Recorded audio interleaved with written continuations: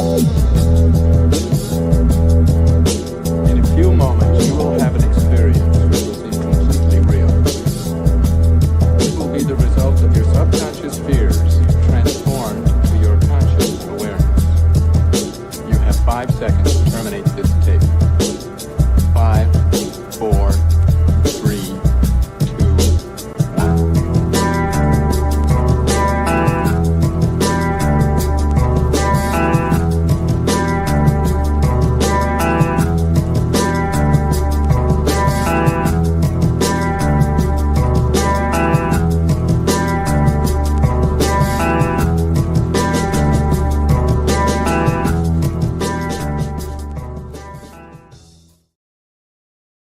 What is going on, everybody? Welcome back to another BGcast Wednesday live podcast. We are so back Wednesday.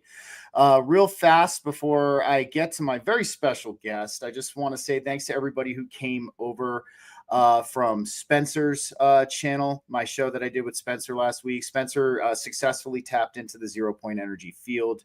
He has replicated a lot of the older inventions from the free engineering, the free energy pioneers of the old days back from the late 1800s, early 1900s. And I just want to say thank you guys for all of your support, for coming over and checking me out. I had a good time talking with Spencer. Very smart guy. I will be having him back on the show in the future. I am wishing him luck in his endeavors. And then again, I want to thank all of the new subscribers and followers over on YouTube and Rumble. Thank you for coming over to the BGcast fam, where we learn together. That's the premise here. And that's the way we're going to keep it, you know. And I don't know. I'm in the same boat as you guys. Always remember that. I might have been on my spiritual evolution now going on 18 years, but I still don't have it all figured out. And I'll be the first to tell you that. So nonetheless, my very special guest, you know, I don't think there's an epic enough intro for this epic of a guest. And it is her 4th time here on BGcast. And this individual, in my 18 years on my spiritual evolution, has single-handedly, whether she knows it or not, had such a huge part in it in so many ways. She is still, to this day, one of the only people around that I can still learn from, aside from James True. Now I had the amazing honor of sitting down with James True. I can learn from James as well, but this individual, always taking something from her, always learning something from her, always getting a new, fresh perspective. And in our community today, that's kind of tough. We see a lot of the same stuff regurgitated time and time again. And I just honestly am so grateful that she's sitting here with me today. Yet again, I have so much I want to talk with her about. Nonetheless, let's cut to the chase. Let's bring Sarah the Alchemist to the stage. Sarah, my friend, how's it going? Thank you for having me. It's going great. Awesome. Well, dude, I am so excited to sit down here with you tonight. Just me and you this time, one-on-one. Because I have so much I want to talk to you about. Like, I've been checking out a lot of your new videos, which I got to say have been hitting the point home and giving me, of course, that, fresh new perspective on things. But I also have some other things I want to chat with you about as well that I've kind of been keeping on the back end. And I'm just kind of curious to pick your brain about and kind of get your thoughts on this. But one of the things I want to kind of start off with is right now, at least in my eyes, for this current batch of humanity, we are in what I would call this unknown, uncharted, and very strange territory. We are kind of breaking through these frequency layers at this point, and we're getting a lot of what I would call new spiritual information being revealed to us. I'm not sure if you've seen the new Tree of Life that's kind of been showcasing itself, as opposed to the original, I believe it was 10 circle pattern. Now we have a 13 circle pattern that's starting to emerge. We're seeing a lot of these new forms of the flower of life starting to emerge. We're kind of, starting to see, I guess you could say, a lot of these old spiritual philosophies that we kind of used to put our stock and faith in, kind of starting to see that they no longer serve us anymore, that we have to kind of break forward and start not necessarily a new spirituality, but something I would almost call like a blue collar spirituality, a grassroots spirituality, one that is integrated within us, our way of life and our way of being. And something that works for each of us and that's subjective and personal for each of us. So I got to get your thoughts on all of this new spiritual information that's surfacing. What's your opinion on it? And how would you yourself go upon navigating what truly resonates and what we can discard and kind of move forward without? That's a great question. So imagine that the most that we could comprehend was at one point as much as what we were basically focused on. And as many of us transition into the fourth density and even the fifth density bleed through, it will just kind of vary. Now, all of a sudden, we're seeing all these different geometrical structures or just these things. And so we could look at it either as a revival, because we could always look at anything as a revival, but really it's a reflection of our new domain. Because as you know, we're in the third density.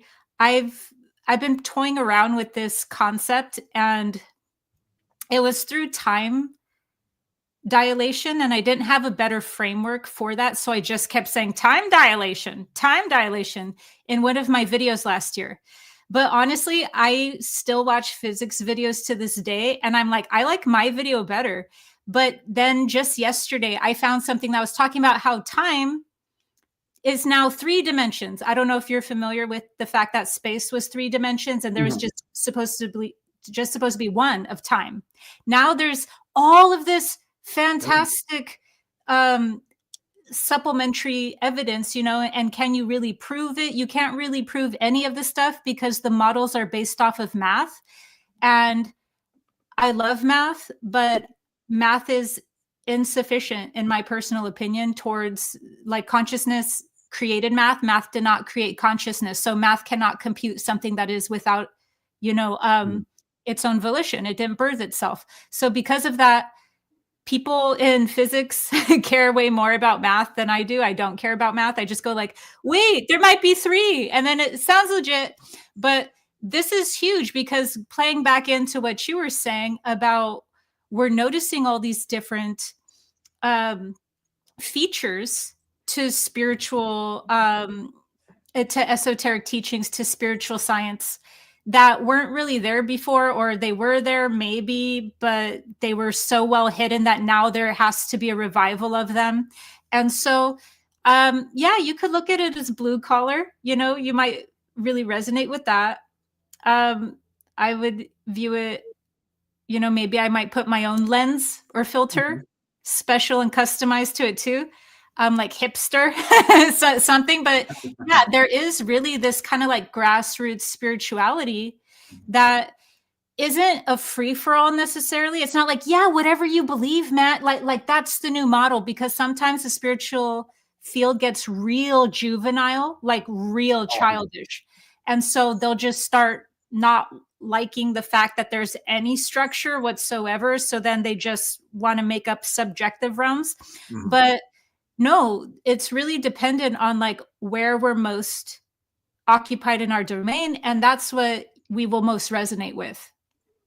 I completely know that definitely that resonates with me, what you just said. No, and it is, and you're absolutely right about the juvenile nature of it all. We're going to definitely discuss crushing some dogma in our community a little bit later for sure, because your episode that you did on the ego, I thought it was outstanding. We'll get to that in a bit. But since you brought up time, and this is one of the things I've kind of been, you were talking about 3 dimensions of time, which I find is very interesting. So in my, carousing around and checking things out, I noticed something that I've kind of been sticking my head in lately.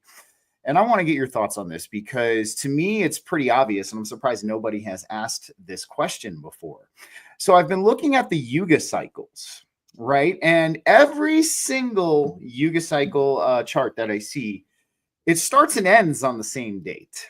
Now, mind you, like some of them start and end at 12,000 BC. Some of them start and end at 11,500 BC. But one of the things I've noticed as of lately is like, why? If we're supposedly, according to the consensual model of how things work here, if we're moving forward in time, why do we have the Yuga cycles start and end at the same date? So that's why I've been kind of thinking there's potentially some kind of paradox with time from that perspective. And, you know, I'm also at the point where I've kind of done away with what I would call consensual history at this point. I've completely done away with it. I am starting to kind of adapt the idea that it is possible we could have been reset quite a few times. It is possible. So I kind of want to get your thoughts on this topic, because this has been, you know, coming up in the spiritual community as far as these continuous resets of civilization, as well as what's going on with the Yuga cycle chart in your eyes. Why do you feel that this potentially starts and ends at the same date? Is there some kind of crossover when it comes to time now, since we're seeing it in 3 dimensions as opposed to the one that we were before, that's occurring, that maybe causes, I would say, potentially some kind of singularity? I don't know. That's why I'm asking you. Yeah, I was going to say it's a singularity, and that's why it starts and finishes. A lot of time. Okay, so I don't know if I've ever said this on one of the other podcasts with you, but I have always been sketched out by the Yuga cycles without without anything that I could actually like tangibly point to and say because of this or that. And there's so much of mysticism that I'm like, yeah, no, that for sure. Like, but the Yuga cycles, one of those things you just have to kind of accept. And that's actually just like how a piece is made and there's a base of dough. The Yuga cycle is the backdrop to mysticism. So it's almost just a little bit cognitive dissonance to agree to the other layers, but what the core foundation of those other layers are reliant and dependent on is that actual Yugic cycle, that calendar of time. And so, you know, I'm always doing the best to clean up dissonance, but there's a lot. So I've just, you know, kind of been like, put that on the back burner. That's why I've never done an official video on the Yuga cycles, even though it's like a no-brainer. Like, why wouldn't you cover the Yuga cycles? That's esoteric explanations 101. And it's just because I've just been like, they're under pending review with me. And so, yeah, I mean, I think we're in Yuga cycles, but there's this aspect of me that I don't know if whatever you want to call it, like nihilistic or existential or whatever, but there's this aspect of me that goes, I don't like the idea that everything just starts over. I'm over this setup. I'm over it. Even if it means that the universe finally stops, I don't like this setup. It does not feel good. And so that's why I haven't made a Yuga cycle video. But then I found, you know, Kaylontic's work, and that's the only thing now that I could really point to where Kaylontics is like, no, the Yuga cycles used to be the Yuga Gaga. I don't know the name for it. I forgot because I was studying this like 8 months ago. But they had this other name for the real time cycles. And I'm like, all right, at least it's different. And when we cross that bridge, then I'll see if I like those time cycles too. I think I just don't like being in any loops. No, I 100% agree with you. And one of the things I've started to discover, because I remember the last episode you did with Diana and I, speaking of everybody, we got Dawn in the audience and I Diana as well. And a new person checking you out, Michelle from the Earth Grid Rescue Mission. This is her first time seeing you on a show. So yeah. But no, because I remember the last episode with Diana, you spoke with me about you were kind of falling out of trust with Hermes. There was some information that you saw that kind of led you to believe that Hermes he might have done some kind of sleight of hand, or he wasn't exactly being 100% honest with something. So one of the things I've started to discover, and I kind of like, kind of lean towards it a little bit in the beginning, we were talking about these old spiritual philosophies that, we used to put our stock and faith in, that are starting to be of no service anymore. I'm kind of starting to think that we have this revealing of new information starting to come forth, and we're starting to get clarity on a lot of this old information. And in my opinion, there's and this is, and we talk about the omnis perspective here, where you find the truth in all of the spiritualities and religions, but you don't find the absolute truth in one. I also am kind of starting to think that maybe these were more suitable for that age. And now at this point, we're in a new age, not to be confused with the new age community, but a new age in general. So now we have new things that apply to us, new roads we can take, new practices, new energies to work with. I mean, do you think at this point in time, I'm not saying scratch the old philosophies altogether. Obviously, there's still a lot to learn from them, but do you think it's time for a new one that's potentially more based in the time that we're in right now and more applicable to people living in this current age? Okay, so yes, there's also back to that concept of there being a revival. So Hermeticism is still a system that I actually resonate with. And when I say Hermeticism, that's different from like Thoth and stuff. And like Thoth is, so as you know, Hermes, Thoth are a part of the same like archetypal being, but Thoth is the one that is directly implicated with enslaving humanity. Whereas, like it's not that Hermes has his hands clean.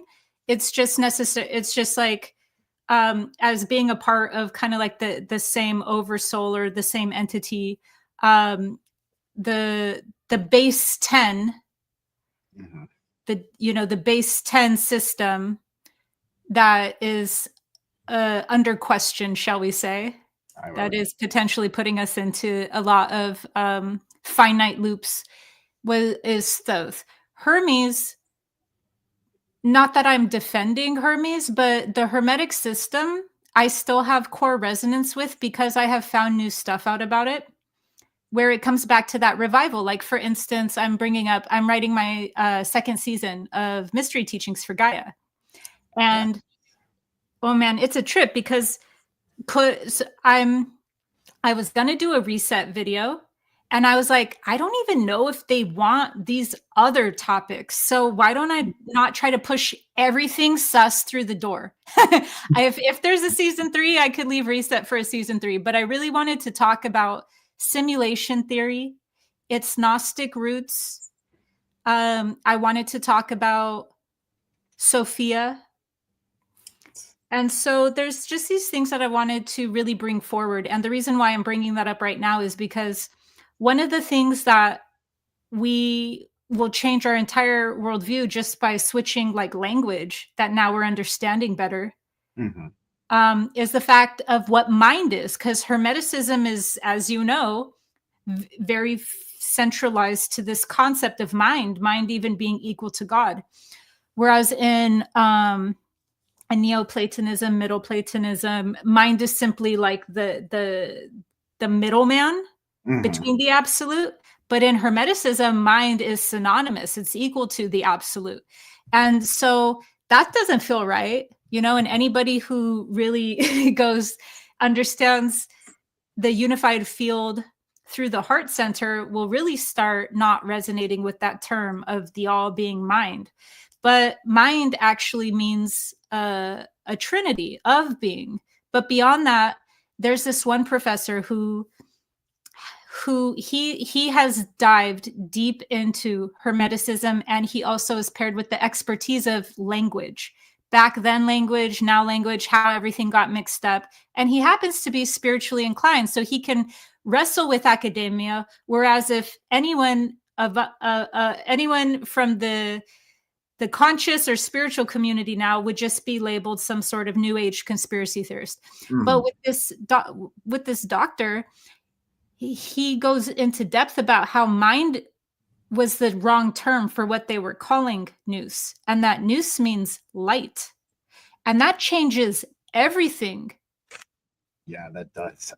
So that's just one of those examples of there being a revival of specific things that might even change the way we look at how the things that we learned from systems were being presented. So we might still resonate with systems and we might completely outgrow them. But that was just showing that perspective.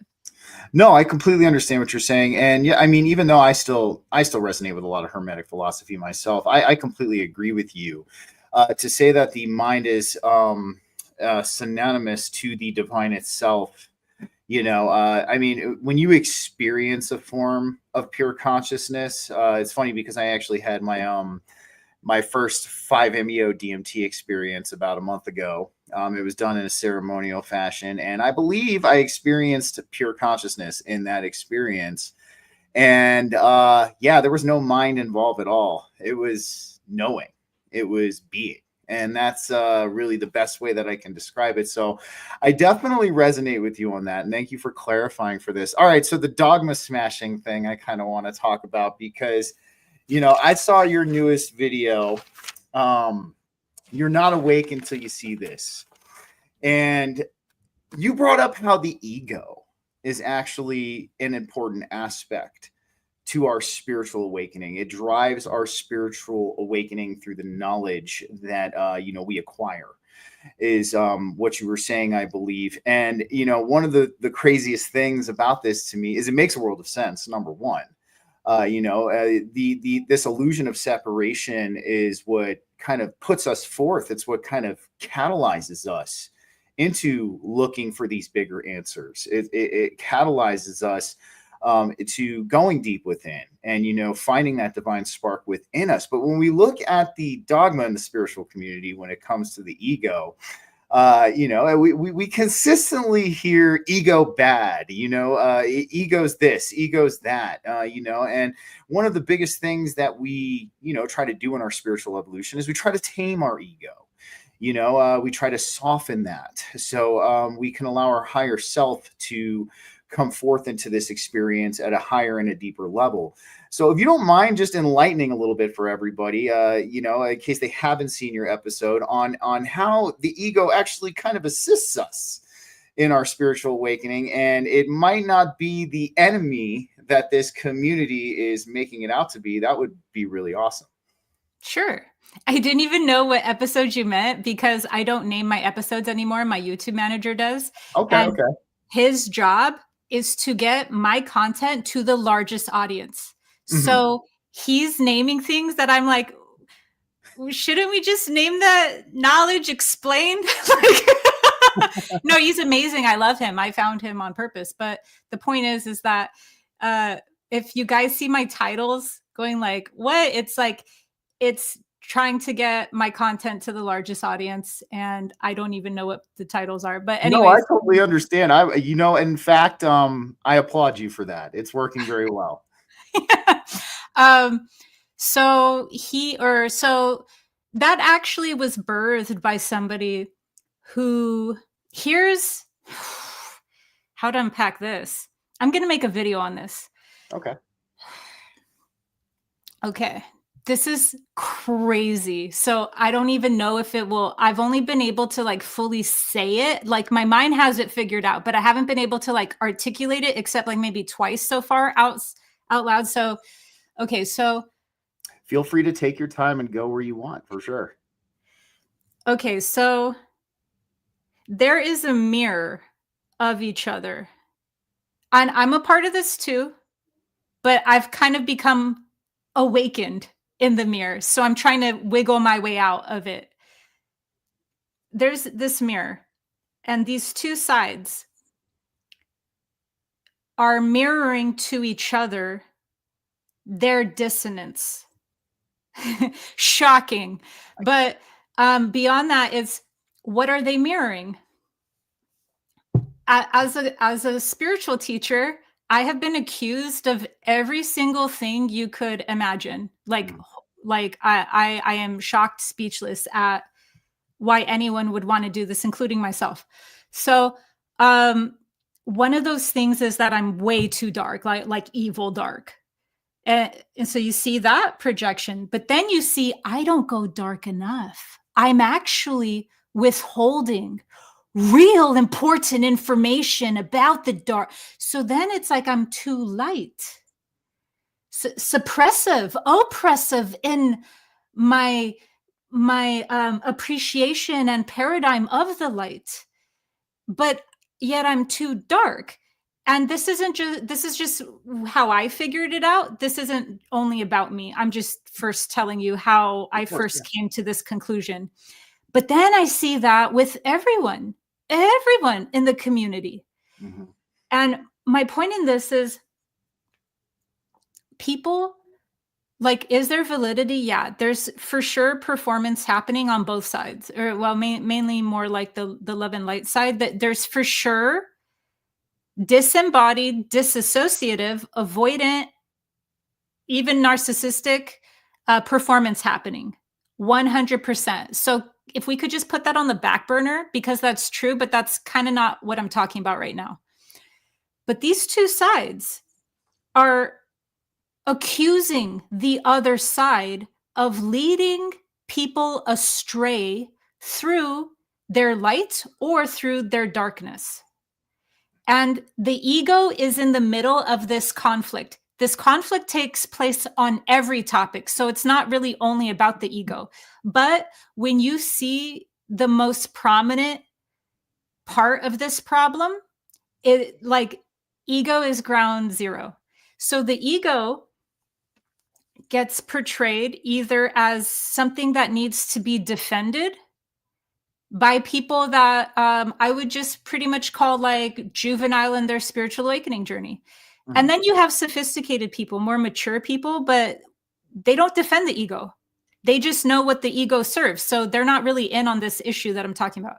Mm-hmm. So you have like these people who are defending the ego because we're at a swing in the pendulum right now that's different from where the swing in the pendulum was 10 years ago. If somebody came into the spiritual field 10 years ago versus in today, they would be getting the opposite side of that knowledge. They'd say, ego's bad, ego's bad. I was ostracized from California communities of spirituality because I was talking about Jungian archetypes and the ego, and that was considered dark. Why? Because the pendulum swing wasn't on my side.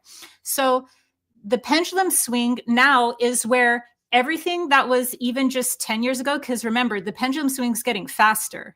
So it's not about 100 years and then 100 years from now, you'll see that mirror. It's more like decades. So it's getting quicker.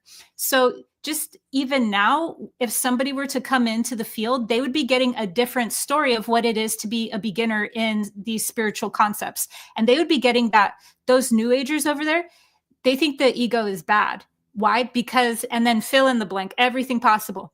So now you have this war against the ego going on while the other side is defending the ego, but then they switch places. And I'm not doing a good job in explaining the true dynamic going on, but I think that may be like osmosis. like I think you'll understand it. I definitely get what you're saying. Yeah. Yeah. So they mirror each other. And so actually that video itself was about knowledge, and what provoked that was somebody who is accusing people who are more intellectual in the spiritual community, or accusing people who emphasize knowledge rather than, let's say, the body, which are actually paths. So you can't really judge a path, but they don't know that. So somebody who's in jnana, that like, if we saw everyone through a design, not a predetermined fate, but a design, then you wouldn't be judging somebody for playing out their design or nature, unless a person themselves is deeply insecure. So when you're deeply insecure, you could use verbiage, psychological, psycho-spiritual verbiage, like you're not embodied because of knowledge, to defend the fact that a person is making you feel really insecure and making you feel low self-worth.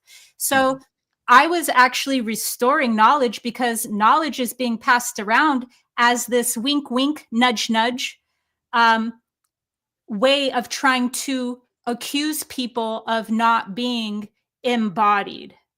And so that's where that video came from. The ego was a subset. The ego was, collateral. The ego itself, you will see me switch, and I will continue to switch teachings on, because it really depends on a person's level. Some people have resistance to the ego, in which case, got to directly work with that. But some people are on the opposite end or in between. And so for me, I will just tell you right now, the ego is a complex.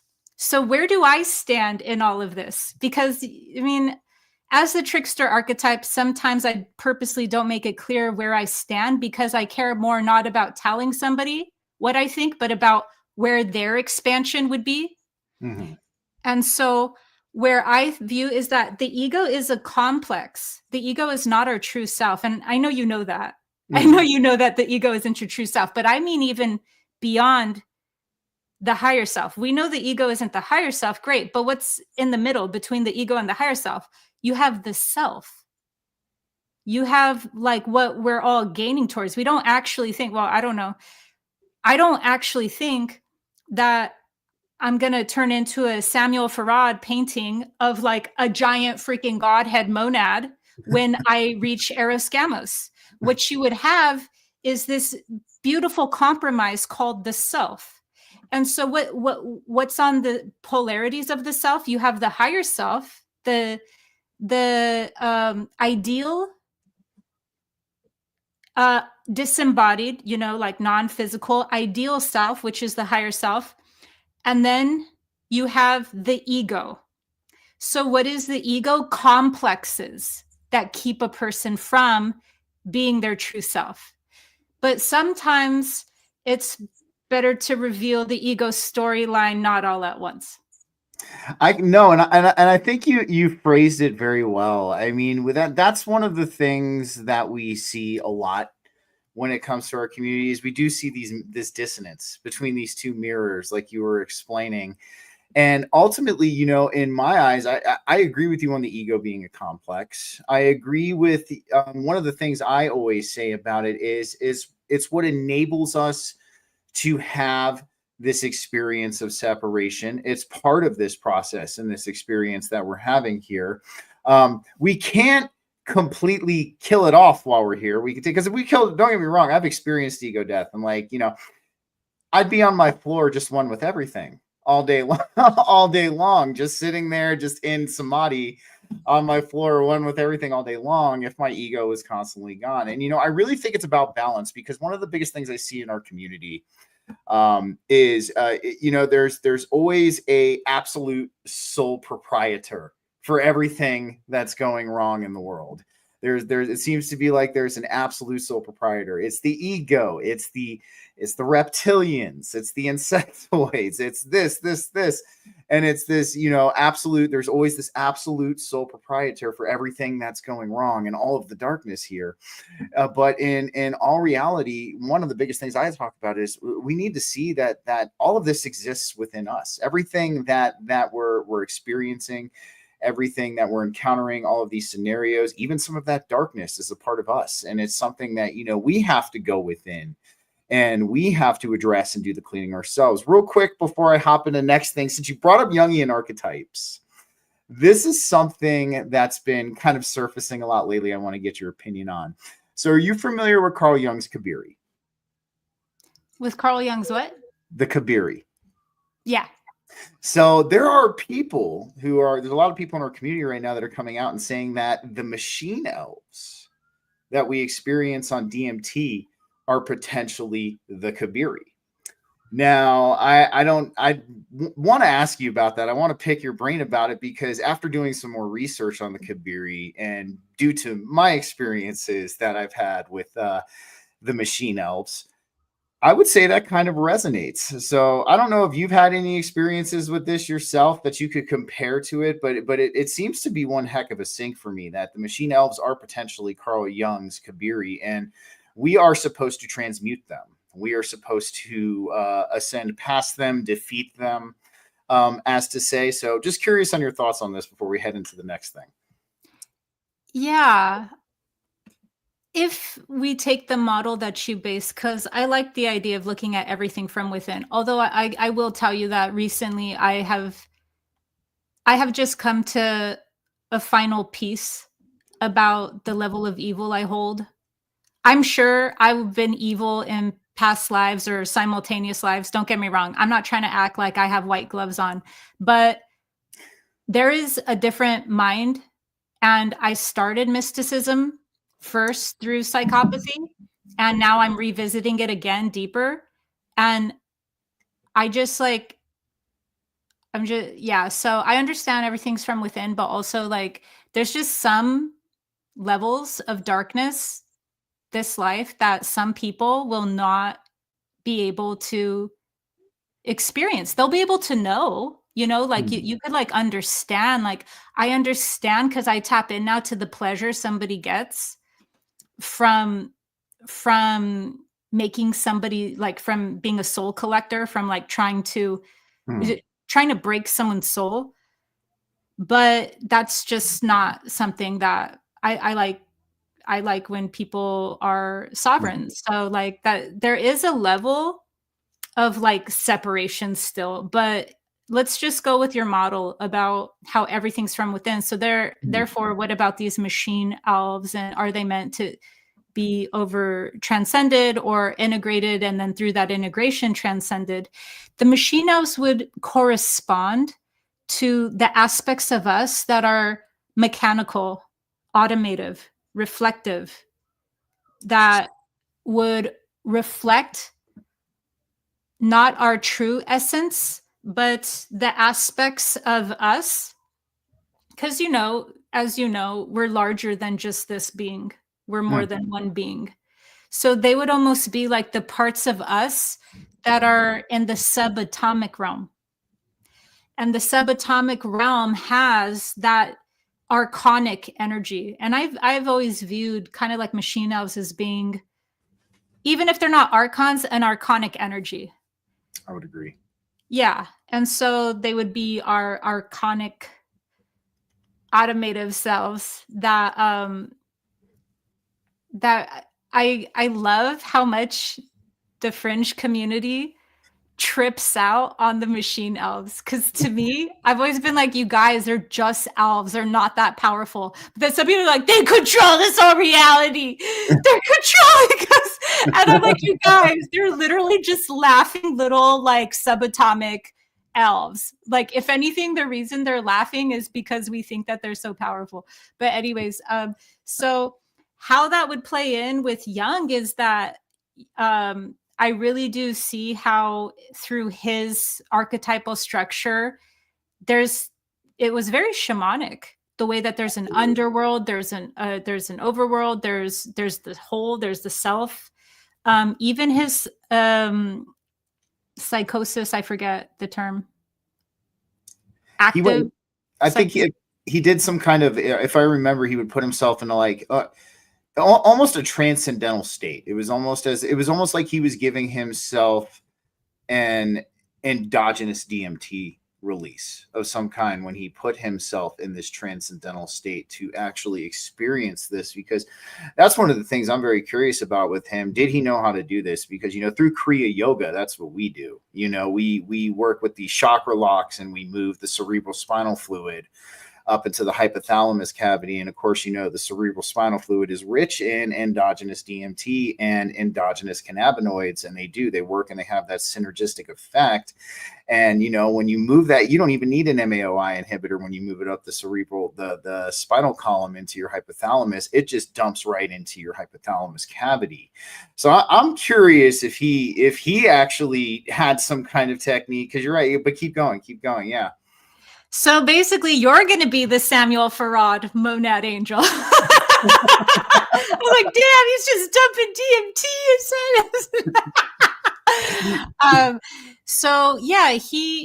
So basically, there's all these different ways we could look at archonic energy. And archonic energy is kind of like an overlord, but of the underworld. And so if we're talking about like underworld, what would that be? That would be mind. Mind is still the lower mind. It's not the higher mind. I like mind. I'm not against mind, but with everything, there's just these fun layers. And so the lower mind has its own domain, and then there's the higher mind. And so I see anything that is a guardian in a negative capacity of the lower mind to be archonic. And so there's just these different words for that throughout the ages, and these different ways of when somebody's looking at a painting and they're like, wait, it's like that. And then, machine elves through that, and then this and stuff. And so I see that actually a lot. I see those connections when it comes to kind of like the overlords of this. Well, it's interesting because I agree with you too. Like what you're saying. So what we do in Kundalini and Kriya Yoga is, well, I'm sure there's more layers of this, but like we're talking about the layers of the mind. So the way we see it in the yogic tradition is we have the critical or negative mind. A lot of people don't like use it. Is technically, if you look at the traditions, it is called the negative mind, but a lot of people call it the critical mind. Good for them, that's the way they want to go. But then there's also the positive mind, which kind of is a step above that. But then we have something called the neutral mind, which I think in at least from what I'm getting from what you're saying is that highest form of the mind when you have that neutral mind.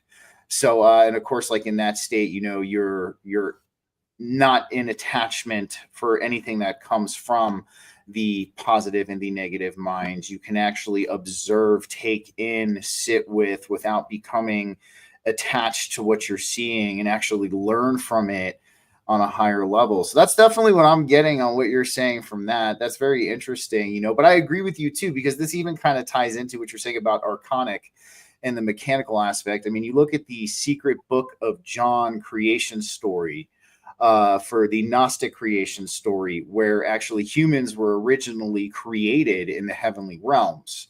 And the demiurge and the archons actually brought them down from the heavenly realms, created the earth body for us.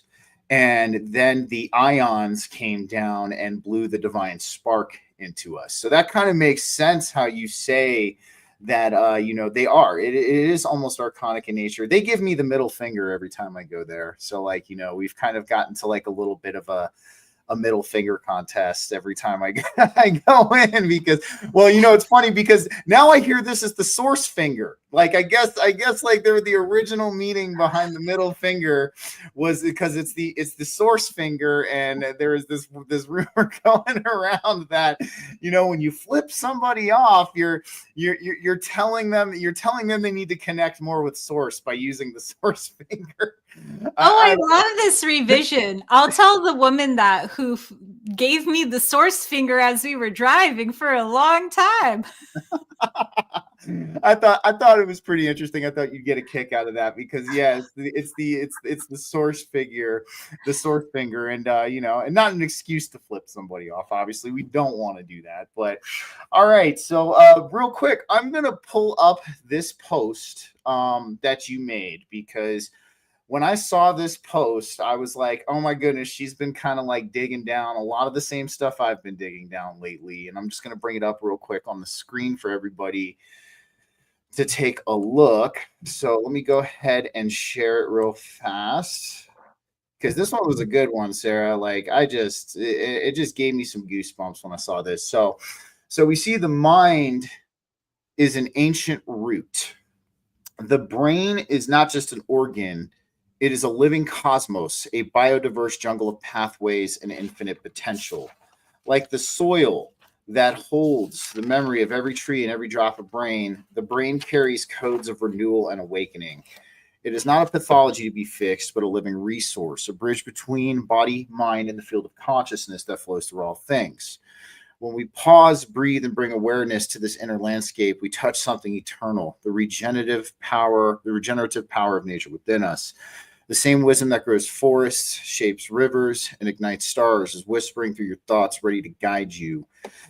Today, ask yourself, what if my brain is not a limitation, but a gateway to the infinite? And the reason why I loved this post by you so much is because I've been diving deep into what I have been calling our metaphysical anatomy.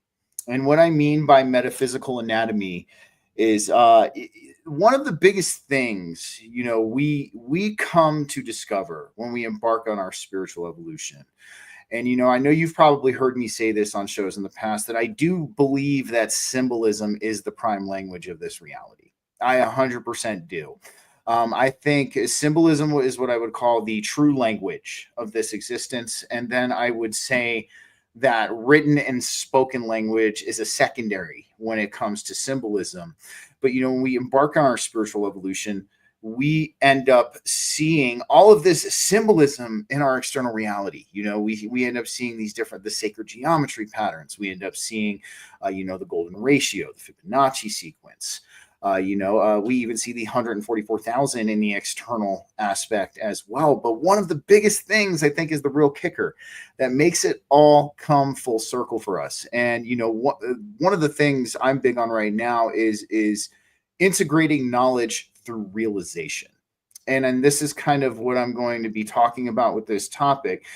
So for me, once I saw that this divine symbolism is not just in our external experience, but it is encoded in the very makeup of our being.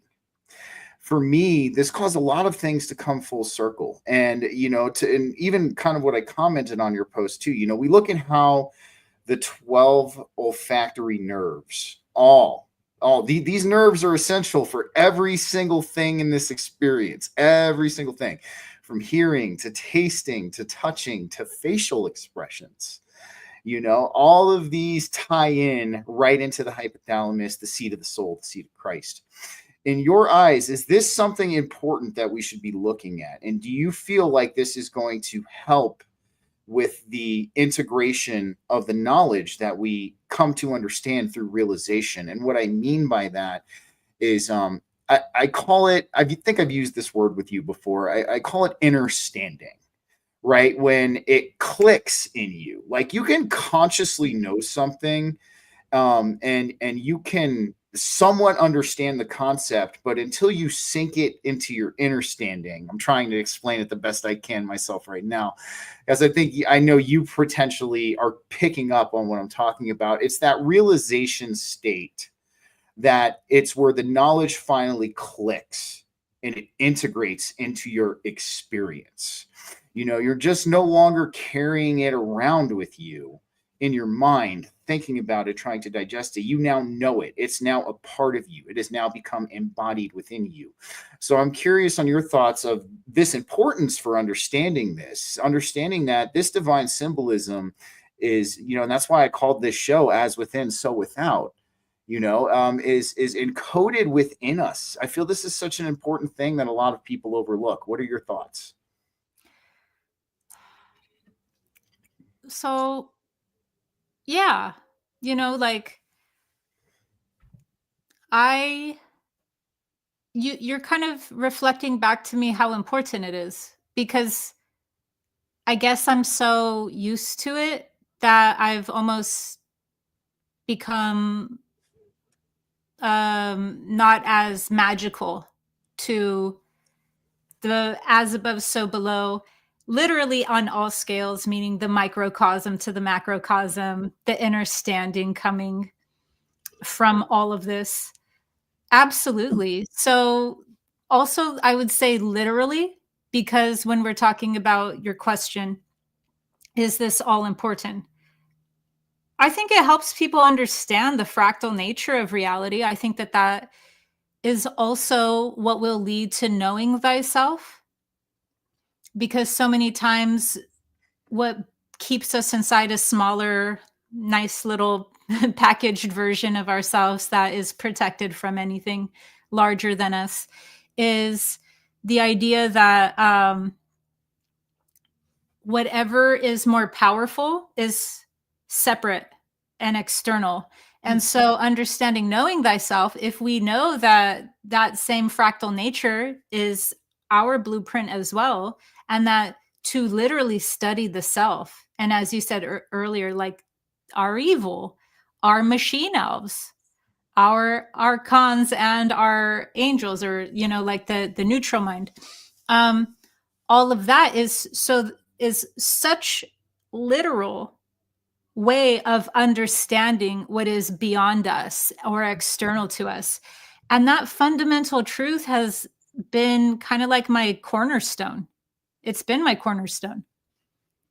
No, and that's awesome to hear from you, because to me it's one of the biggest things. I've looked at it throughout the years, and I've always noticed it. But these past 2 months, a lot of interesting things have happened. I'd go along and say that these past 2 months have been probably the biggest, the highest magnitude of strangeness in my spiritual evolution.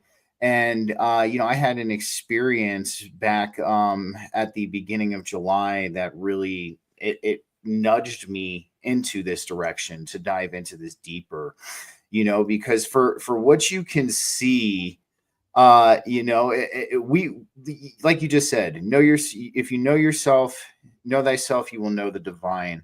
To me, this is the biggest piece of evidence that we are divine beings. I mean, I was even talking, even about the fact that, our pelvis, looks like the head of Ganesh. And when you look at what Ganesh stands for in the Vedic mythology, in the Vedic scriptures, and he's the root of being. Like he's the root of being. And it blew my mind when I was looking at the comparison between the human pelvis and Ganesh. I was like, man, dude, it looks too like almost too uncanny when you see it side by side. And when you see this encoding, and I think I've talked with you about this we've entertained this on other shows before. And I believe you said that almost that looking at it this way was the left-hand path, if I'm correct. If when you yeah. I wasn't actually going to repeat that. I was just going to be like, go left. Like, no, because if you don't know both paths, if you don't like genuinely, then you're just like on a team. It's not real. So the emerging into something is how you know it. Not just hearing, oh no, that's right hand, or oh no, that's left hand. It's like, if anything, that's so left hand that I said that, because the left hand path is the one that explores. They're like the performance art that goes like, I need to see for myself. And the right hand path is more like kind of just dogmatic, and then fragmented through their own hypocrisy on accident. So you're telling me the left-hand path are the mystics and the right-hand path are the fundamentalists. Well, here's the crazy part. There's so much darkness in the left-hand path that it all comes back to not even the past anymore. It comes back to a reflection of yourself. I have seen such darkness from the left-hand path, and it was like that thing that the age-old trope on Earth is, well, it started off not meaning that. Mm-hmm. And we'll find a way to always weaponize a teaching, a path, a this or that to shape our own mind. And so what a left-hand path means to one person doesn't mean that to another. And so its true origins, starting off in the East, didn't mean what the West turned it into, or the Lama turned it into. But yeah, so all in all, the study of how the microcosm is the absolute, yeah, that's not bad at all. I'm just saying that when we take anything and then put it in an extreme, and then we already have the fertile psychopathy, for lack of a better term, to justify things, then that's actually something that's now turned into a very left-hand path thing, is the hyper fixation of the microcosm being the all.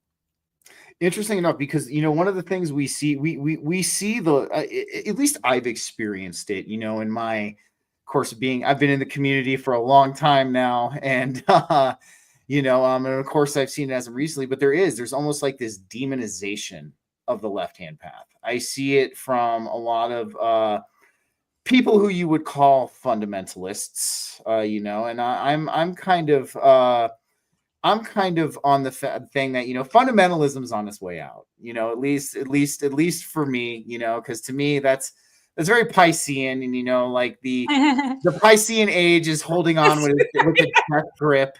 it's like it's getting dragged by the age of Aquarius, and it's like, please no, turn around and look back at me. But that's what it feels like to me. So that's why I kind of wanted to I wanted to ask you about that, because we do see a demonization of the left-hand path quite a bit. But when you actually look at its truest, most core definition, we see there's absolutely nothing to be demonized at all. Yeah. Okay. So basically, it's quite Gnostic of us to be defending the left-hand path because because we're coming from a very sophisticated place when we're talking about it. Most times people are literally talking about the left and the right-hand path, not from the level that I know you haven't said it, but like I know that you're talking about it at, because you're talking about it as the rejection of religious enslavement and programming. Mm-hmm.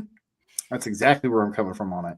Yeah, and that would be like the exalted sophistication of the left-hand path. And so I like really studied this stuff a few years ago, and what I came to the conclusion is that there's a natural integration process happening between the paths. That's why I never like did an episode on it. But then what I noticed was that even the concept of integration is actually a main feature of the left-hand path. So then I thought, well, what? The right-hand path just wants to be weird forever? And then that was even more left-hand path of me. So I guess anything I'm going to do is just going to be left-hand path. But the point of that is to say that the concept even of integrating is like a left-hand path, more sophisticated concept. And so, yeah, I think that these paths need to be integrated. But in the meantime, I think that they're absolutely outdated. I'm in agreement with you. So this kind of brings me to a question from the viewer. Of course, like, I know quite a bit about this, but since it's her first time checking you out, I'm going to throw it up. So she goes, what about the middle path? Do you feel that, that eventually, because, that's what a lot of us, at least I feel I walk, and, what a lot of people feel like they walk in this community. I mean, do you think that these two sides, the left and the right hand, are eventually going to integrate back into the middle path? I mean, what are your thoughts on that? I think for many people, I don't think for everyone, the middle path, this is how gnarly the right-hand path is. Because I teach on the middle path, I'm middle path, your middle path. Yeah. Absolutely. Yeah. So it just doesn't feel right. Like identifying or overly defending the left-hand path at this side, just because like we're both you can feel how much more in resonance it is now that we're talking about the middle path than when we were talking about did you feel the lack of resonance? I felt the well, like that's the best way I can describe it. It's like the like that's really the way I can describe it to you. But yeah, no, I felt that. Yeah, it just didn't feel right. It didn't even feel like a part of kind of like our frequency. And so it was one of those things where it's like, if there's not a better box, then fine, you could put me in that. But yeah, if there's a better box. And so the middle path is still seen by the right-hand path as the left-hand path. That's the most hilarious part. That was my big like da-da-da-da. So yeah, it's all middle path, that's how you go higher. Absolutely. No. And of course, I completely agree with that. And then since we're kind of on this topic, I want to bring up this. So this is something I've kind of seen a lot throughout, my days in the community. So I see the demonization of the word gods. And, the way I kind of see it is this, because even in the Bible, there's verses where, even in the canonical text of the Bible, there's verses where it is stated that ye will be like gods and things like that. And for me, what this means is we see God with the big G, right? And we see God with the little g. And to me, the God with the little g is a fractal of the God with the big G. So essentially, When we look at the word gods, humans are essentially, at least in that aspect, from a non-egotistical standpoint, I'm really talking from an esoteric standpoint when I say this, we are essentially the lowercase g gods. I mean, we're these subjective focal points of this divine consciousness, that are embodied into this illusionary separative experience from this divine source consciousness. And this is one of the biggest things. Like, you can't say this, to a lot of people. You can't bring this up to a lot of people. I'm not coming from it from an egotistical standpoint, because Right. if that's the truth, we're all gods. Every single human here is a god. So, and that has the capability to be one. I should actually correct that when I say that, the capability to be the one. So I'm curious on your thoughts on this, because we see a lot of this stuff, like you were even talking about with the left-hand path too. It's almost as if like there's what I would call this demonization, or this purposeful demonization, and this purposeful bastardization of the esoteric that we kind of see in this society. And a good example of this, because even though I don't watch scary movies anymore, every time you watch a horror movie, what do you see? The demonization of the esoteric. You see the bastardization. And so I saw the trailer for I Know What You Did Last Summer, the remake, right? But in this one, they get a hold of this deck of tarot cards. And because they're playing with this deck of tarot cards, all of this bad stuff starts to happen. And all I know. This is why I find it. See what I mean? Because they're playing with this specific deck of tarot cards, all this bad stuff starts to happen. All this bad stuff starts to manifest. Then there needs to be this close-up of the devil card. Yeah, dude, I'm telling you. Once I saw that, I had to share it with everybody, because I'm like, look, this is what they're doing. So that's why I feel that they're. I mean, in your eyes, has there. In our, I guess you could say, has there been a bastardization of the esoteric? I honestly think so, because when you look at it from, I guess you could say, when we're looking at it from the consensual point of view, there's two accepted routes you can go with this to the consensual people.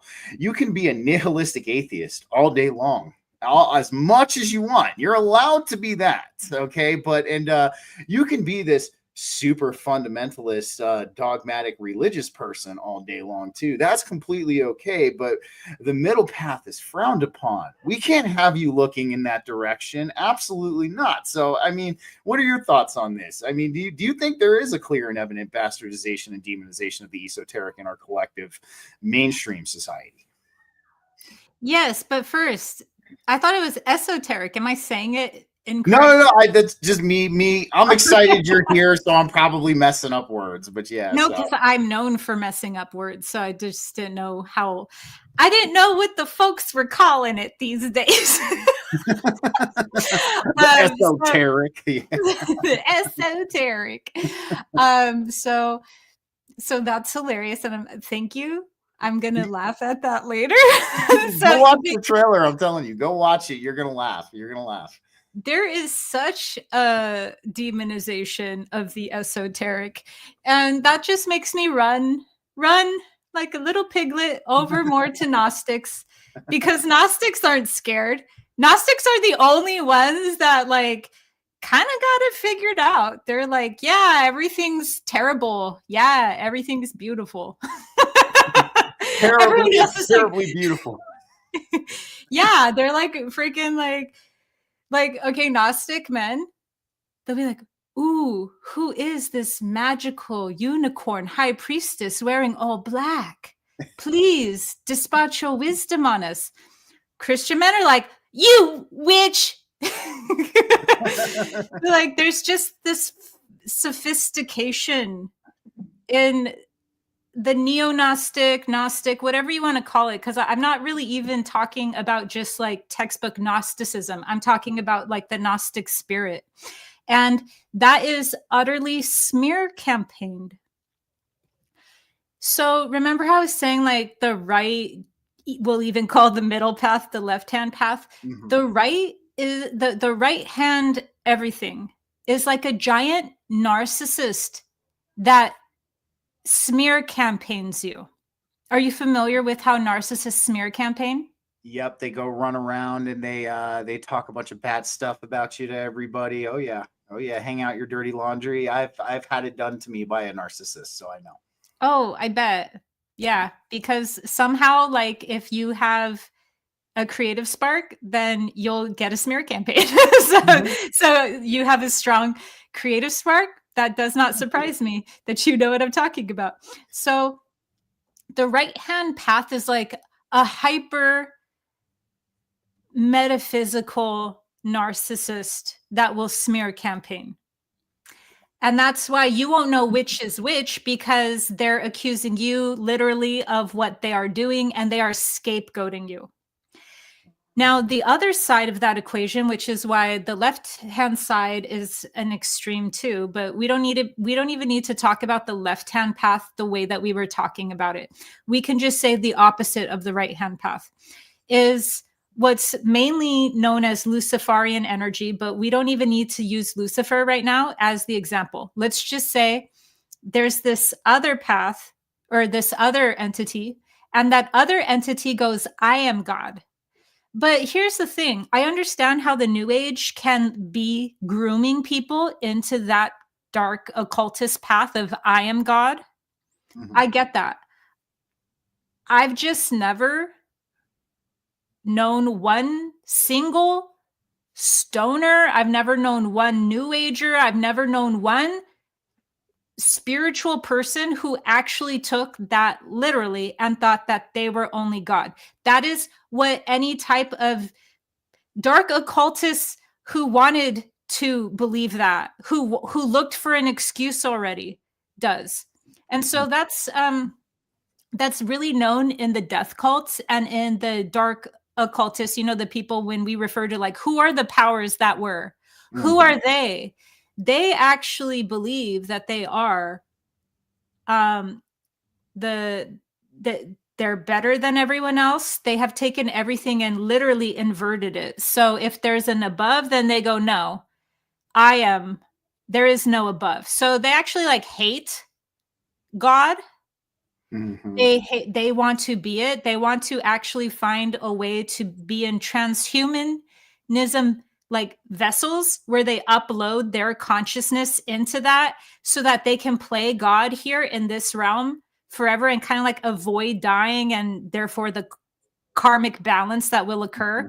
So that's the extreme. But that said, I don't know one single spiritual person, no matter how much shrooms they've done, no matter how much anything, who got to the Gnostic realization that they are source and thought, I'm going to go join the dark occultist now. So there's definitely a smear campaign, plain as day, from this right-hand path. Even in mysticism, actually, the strongest it's coming from is from mysticism. People like, there's a lot of like Christian mysticism that just decided to be Christian mysticism and not really go further in this lifetime. And it's just kind of like not even looking mystical anymore. It's just looking like Christianity that calls itself mysticism, but is still playing out the same age-old smear campaign, enslaving the people into spiritual amnesia. So interesting that you say that, because I haven't had a chance to tell you this. So me, Diana and Don, we started almost like a church. It's called Church of True Christ. And we awesome. actually talk about how Christ is an internal savior. He is within you. He is a layer of this reality. And, how living in alignment with Christ and embodying his practices is more important than, or embodying what he said is more important than worshiping him. In fact, that's I've even used that analogy that embodying his teachings is the truest form of worship, if you really want to look at it that way. Of course, I don't like the term worship. I know Christ probably doesn't like it either. He's probably sitting there going like, this is not what I told you all to do. This is not what I said. So like, but still, like, I wanted to throw it because I agree with you, One of the things I've been seeing in it looks like some people are trying to implement metaphysics to the modern Christian community at this time. They're trying to slowly start to implement this, but both you and I know that metaphysics and Christ both work synergistically. And there's not and even Diana said it's a layer of reality that can fuel us. Absolutely, I completely agree with that. And one more thing before we go a little further, we had a couple comments from viewers. So Don's wife, his interdimensional exit buddy Spin, just said, "Oh my goodness, most of us have been practicing witchcraft all along, according to these nut jobs. Crystals, really, from the earth?" And then and so they're the most like powerful thing ever. Absolutely. And there's a smear campaign going on about crystals right now too, and I'm just like, oh, I'm over it. Well, it's like I'm done with the smear campaign on yoga because and it's like to me because I don't know. I don't know if you know where that whole story came from. It's funny. So in the 1700s, when the British went to India, they got there or whatever they did. I guess they invaded or they freaking inhabited India, but they saw these siddhas, these yogic siddhas around. So like a siddha is a practitioner of the siddhis, which are the yogic abilities that you can gain through, and they're very real things, and it's interesting because I'm on that path as well. And one of the biggest things I realized about them in order to achieve them is you have to understand and understand the internal aspect of them before you can express the external aspect. So like one of the biggest things about it is the siddhi anima, which is you shrink yourself down to the size of an atom, a subatomic particle, the Planck length, however small you want to shrink yourself down. But really what you have to do first is understand and exercise great humility towards all living beings, all aspects of life. And you have to practice that, understand it before you can actually access the external attribute for it, which is actually really interesting to me. It's been a big thing that came full circle for me, but I digress. What I'm saying is, so they get to yoga, to India, the British, and they see all of these yogis, they colonized. Yes, thank you, Diana, colonized. And they're levitating. They have all of these what appear to be supernatural abilities, and it freaked the British out. They were like, oh my God, like what is going on here? We're dealing with sorcery. So they went back to Britain, and they were like, yoga is of the devil. And this is kind of where that all started with. But no, again, like the demonization of yoga, like, especially Kundalini and Kriya yoga. And I don't know if I touched with this last time. Somebody was telling me it's evil. And I'm like, well, you need to check your moral compass, because since I started doing it, I've become a better person overall, a better human being overall. I've become a better husband. I've become a better friend. I've become a better family member. I've become more humble. I want to do nothing but deliver the highest quality human being I can to every single individual that I meet. And I'm like, if you think that's evil, my moral compass doesn't need to be checked. I think yours, but we see this, you know what I mean? All of this constant demonization. It's fear. It's the age-old tension between fear and love. And how, I say this in my false light video. I say how the higher you raise your frequency, you're going to have people try to scare you to lower it. And they're going to scare you by saying you're evil, that you're harming people, that you're dangerous. They're doing all these things to try to lower the person's frequency back into religion. And even if it's not religion proper, it's still religion. Yeah, I would completely. Well, also too, another thing, and this is for people on their spiritual evolution. I've realized when you start to break through the layers of the different frequencies. That's why I say, when people tell me, "Oh, I pierced the veil," I'm like, "Which one?" There's many veils. I'm like, there's probably more than we can count. But as we elevate ourselves through these layers, these veils, the best thing, and actually, I'm going to take this from Diana because she described it very well. It's like throwing a rock into a giant pond. When you start to ascend through these layers, and you get higher and higher in frequency and higher in awareness. And in this pond, you could say, is the human collective consciousness. And when you throw that rock into the pond, you create this ripple. in the human collective consciousness. And other things are going to notice this ripple also, you know what I mean? And this also kind of like gets into the whole spiritual attack thing that can potentially happen from other energies as well. And so this is actually one of the things I want to segue in and talk with you about a little bit more is and I've asked this question on my show before, and I'd love to ask you this and get your opinion of it. So one of the biggest things I think that actually, you know, slips our awareness sometimes is we are in spiritual war at this point in time. We're in spiritual warfare. But, you know, of course, we try to channel and focus our energy into our evolution. We try to channel and focus our energy into living in alignment, being that example through our spiritual values and manifesting the most joyful, abundant timeline that brings us closer to our complete evolution. But sometimes I feel like the spiritual warfare can slip our awareness. You know, it can leave us almost open in a sense to being affected by it. And I know, like, you know, when we talk about our focus, you know, energy goes where the focus goes. We know that. What do you feel is a good way we can balance the two in our awareness? You know, to have the focus of our evolution, our growth, you know, living in alignment with the divine spark, but also keeping the understanding that we are undergoing spiritual warfare. There are things that are happening, you know, just as we were talking about the demonization and the bastardization of the esoteric. And, you know, so what in your eyes would be a good way to balance this awareness and keep an understanding without letting it negatively affect us? Because, you know, as soon as we start gravitating too much over to the negative side of things, then you have the black pill, then you have this mess, and you know, it never ends up well. So what are your thoughts on this?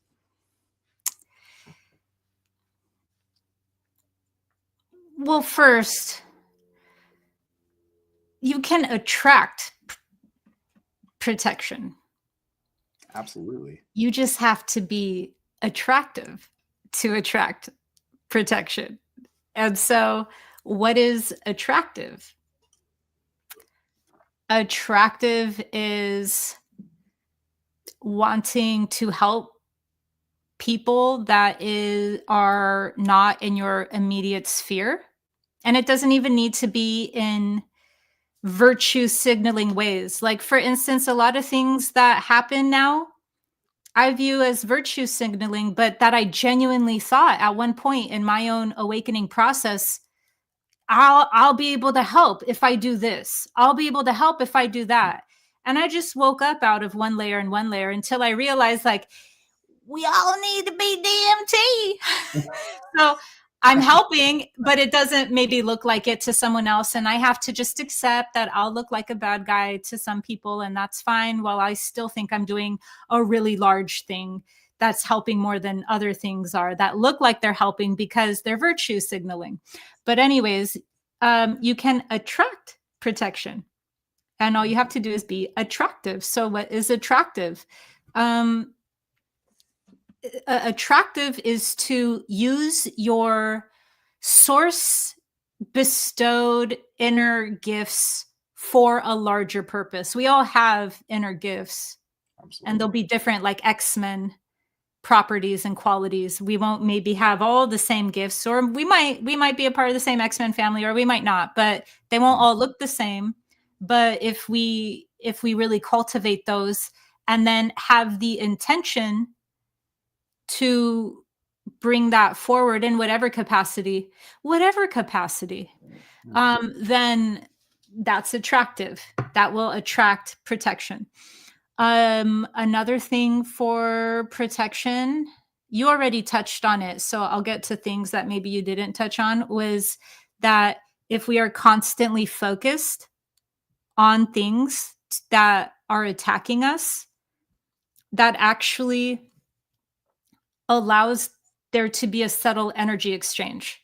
But if you're not paying attention to it, the energy has nowhere to go. So it actually accelerates the boomerang effect quicker and goes back to whatever said attack or thing was. So second would be give it nowhere to exchange.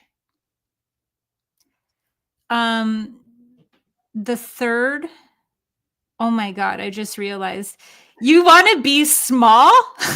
No. What the? Like, you don't want the city where you can instantly manifest? Like, you're like, no, how can I shrink?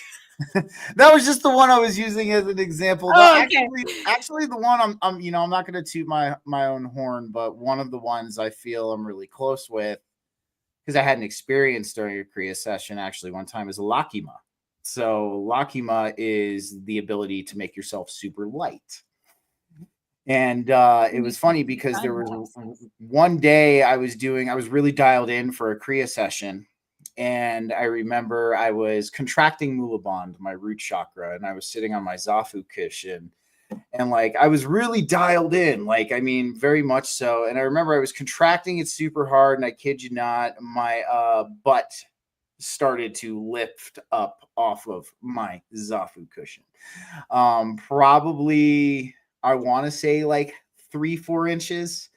And then I kind of realized what was happening. Like, I kind of had like that moment of awareness, that consciousness, where I was like, whoa, wait a minute. And then as soon as I did that, I fell down on the cushion and I was like, oh man, but yeah, back to what we were saying. Okay, no, yeah.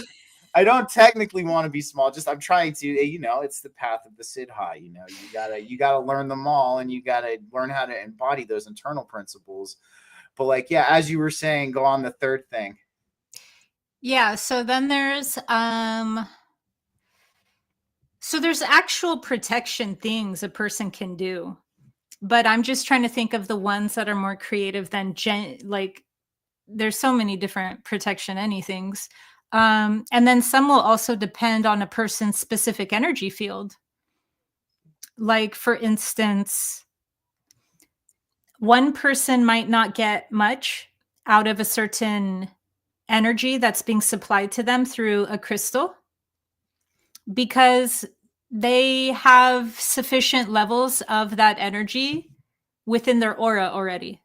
But if a person is lacking in a specific type of energy inside their aura, that would actually help not just seal it, but instead of sealing it, balance it out. Because to balance out the aura where there is some sort of imbalance is to fortify it.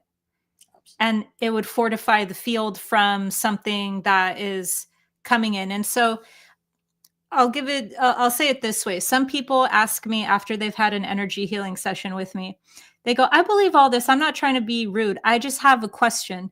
And it's like, what's the point if some of these things are going to go away? Like, how long will this like, for the money I spent, what's actually mine to keep versus wears off? And so the way that I run, the way that I've learned, I have a bunch of modalities and I've kind of blended them together to create a mosaic modality. And the way that I look at it is this. If a person, kind of like a surgeon, has somebody who's entered and they're in acute injury, you'll need to do something acute. But that's not all. That's just to stop the immediate bleeding, or that's just to stop the immediate issue.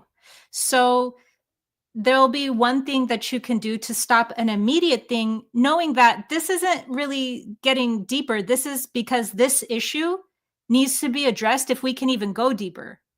And so something will wear off as soon as the thing resolves itself from deeper.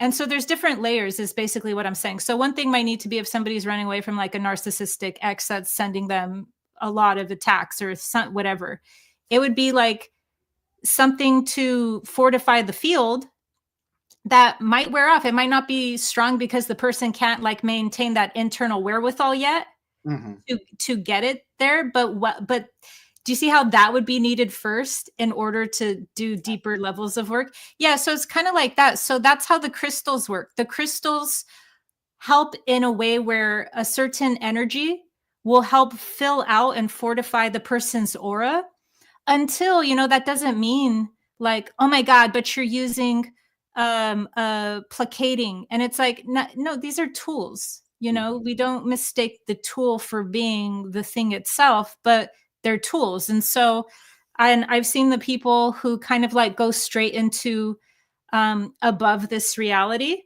I've seen them very unhealthy at a physical level. So it's like, it's not working. But then on top of that, on top of like the immediate, like you're not physically well, then what you'll have is like also all of these things that have a disdain for tools. And so there's this beautiful balance of not mistaking the tool for the actual thing, but understanding how useful it is and how it's okay. And that like we're allowed to have tools that help do things for us while we're getting there, while we're in training, while we're on this journey and stuff. And so crystals help a person, long story short. It just depends on what that person needs, that energy is supplying. So it's not always as straightforward. Like obviously there's well-known crystals that protect from psychic attacks. They're ones that are very obvious and anyone can look them up. And there's usually like about like 5 strong ones. But then if a person's energy field, let's go now creative and not talk about those top 5. If a person's energy field has poverty consciousness and somehow that is being a conduit for an energy exchange of a psychic attack, then maybe aventurine would actually be protective of them because of this other said issue. So you see how it's not only things that directly help with psychic attacks, but it's also something that might be holding a specific vibration that's helping you entrain into it and like holding the fort while you're kind of like entraining into something. I see exactly what you're saying. And again, like you highlight the amazing point of that internal work, really, really going in and doing that internal work. And oh yeah, that's the obvious stuff. Yeah. Sorry, you have to heal internally. That's so, it's kind of like the microcosm, macrocosm. Like I'm like, yeah.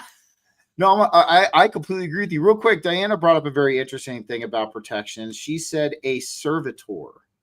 Are you familiar with what that is? And what are your thoughts on that?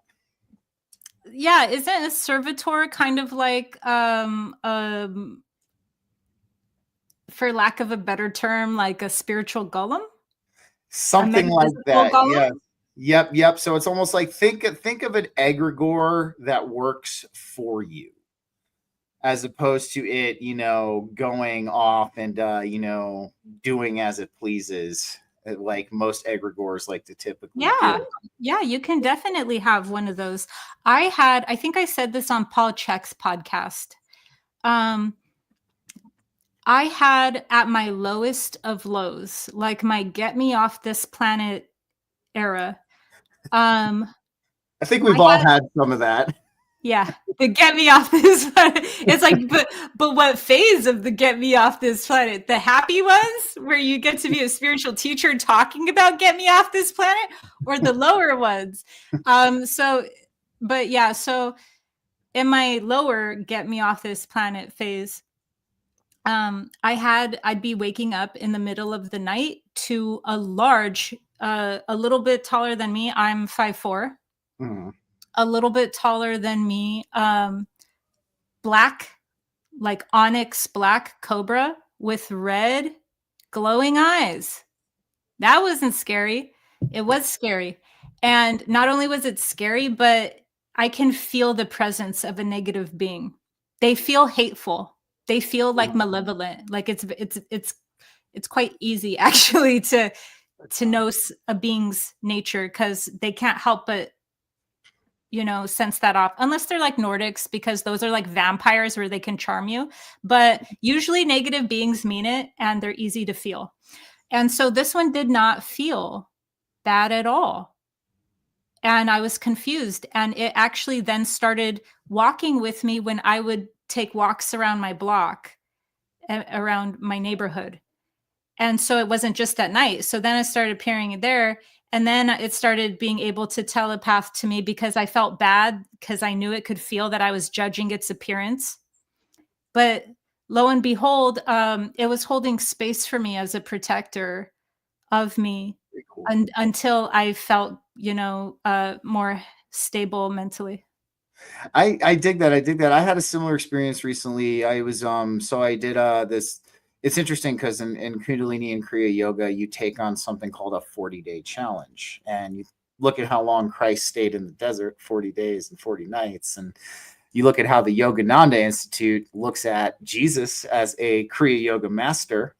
And even Babaji spoke of him in texts. But so I did this Sat Kriya for 40 days. And about halfway through, I had a very interesting experience where I was doing the Kriya, and you got to like pulse your stomach at your solar plexus chakra. That's part of the Kriya, because when you exhale and say Sat, and then you inhale and say Nam.